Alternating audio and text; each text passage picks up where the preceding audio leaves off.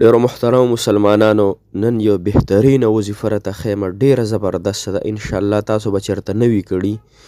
دا د هر رنګه حاجت دپاره ډیره زیاته مجربه او طاقتوره ده. الله جل شانه به د دې وظیفې سره ستاسو حاجتونه پوره کړي، ستاسو مسلې به ختمې شي.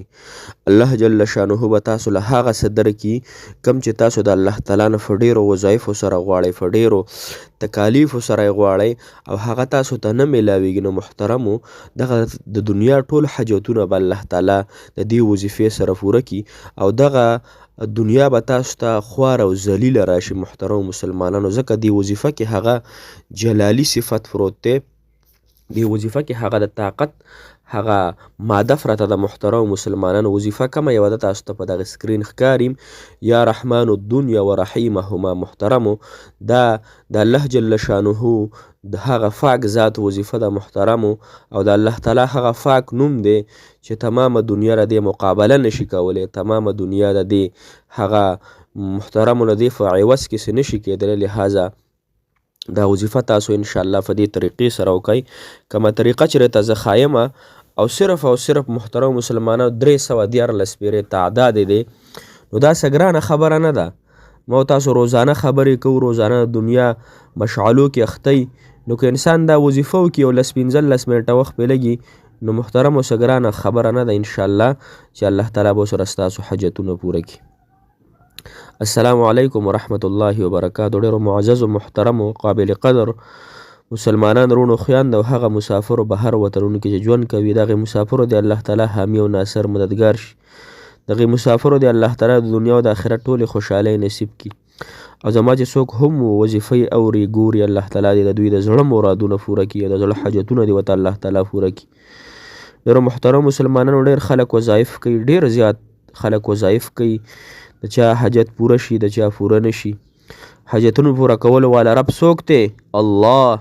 وظیفه کې اثر اچولو والا رب څوک دی؟ الله.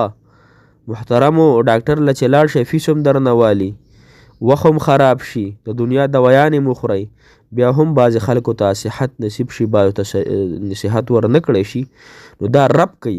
دا به تاسو نه وایي چې تاسو وظیفه اوږده او خبرې ډېرې کې. دنیا کار ته خو چې کېنې نو بیا په خبرو باندې نه مړېږو. د دنیا فلمونه او ډرامې چې ګورو او ګانې بجانه ټیک ټاک راوړو، نو 3 ګنټې ورته ناستې. خو یو مسلمان ورور ته نیکه خبره کوي، یو مسلمان ورور ته دین اسلام ښیي، وظایف ته ښیي، دعاګانې ته په مفتو کې کوي، په مفتو کې ته ختمونه کوي، نو بیا وایي چې یاره مولا صاحب خبرې د ډېرې اوږدې کړې، وظیفه لنډه ښایه.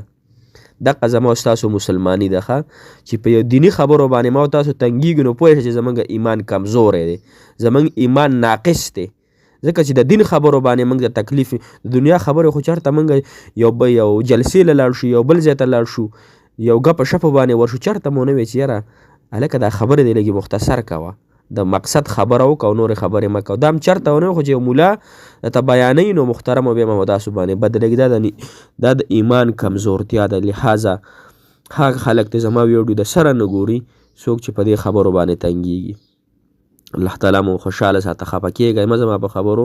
خو دا مې ته ډېر د درد نه دا خبرې وکړې. بعضې خلک ما ته کمنټ کوي وظیفه دې اوږده کړه، نو هغه دې زما وظیفه نه ګوري. کوم چې په اخلاص سره ګوري، د الله تعالی دپاره ګوري، هغوی ته هم زه د الله تعالی د رضا دپاره دعاګانې کوم چې الله یې د هغوی د زړه مرادونه پوره کړي او الله تعالی د هغوی مشکلات ختم کړي. محترمو، دا وظیفه به تاسو یو ورځ یې وکئ، خیر دی. که یو ورځ کې حاجت پوره نه شو، 2 یې وکئ، 3 یې وکئ، تر 7 ورځو پورې جاري ونیسئ.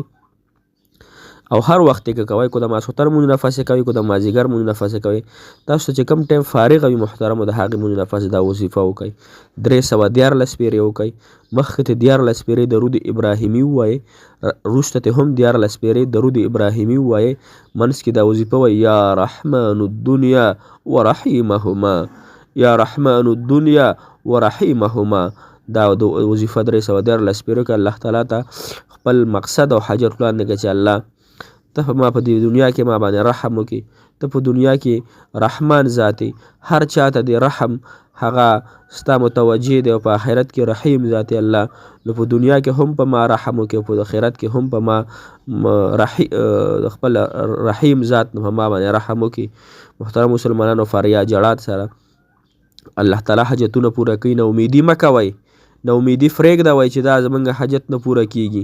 نه امیدي کفر دی، کفر ته انسان اړوي. او کوم انسان چې کامل طریقې سره په الله تعالی ښه سلوک ښه ژوند کوي او الله تعالی باندې ښه معامله ساتي، الله تعالی د هغې انسانانو حاجتونه ضرور پوره کوي. محترم مسلمانانو، الله تعالی مو د دې وظیفې سره تمام په تمامه حاجتونه پوره کړه، مشکلات ته الله تعالی ستاسو ختم کړي. الله تعالی د دنیا او د آخرت ټول خوشحالۍ تاسو ته درکړي. محترمو، ټول عزتونه دي الله تعالی تاسو ته درکړي. او ما عاجز دپاره هم دعا کوئ، لږ بیمار یم چې الله تعالی ماته هم صحت راکړي او الله تعالی زما ستاسو تمام په تمامه حاجتونه د خپل هغې در نه پوره کړي کم در چې محترمو هغه د هغې خزانو ختمېدل نشته، د هغې خزانو تصور مو تاسو نشو کولی. هغه خزانو دی الله تعالی زموږ حاجتونه پوره کړي. انشاءالله بله ویډیو کې ملاقات کیږي او موږ ته هم دعاګانې کوي. موږ هم ګناهګاران عاجزان موږ به تاسو ته کوو. تاسو ډېر نیک خلک یې، تاسو ډېر پاک ښکلي خلک یې. الله تعالی ستاسو د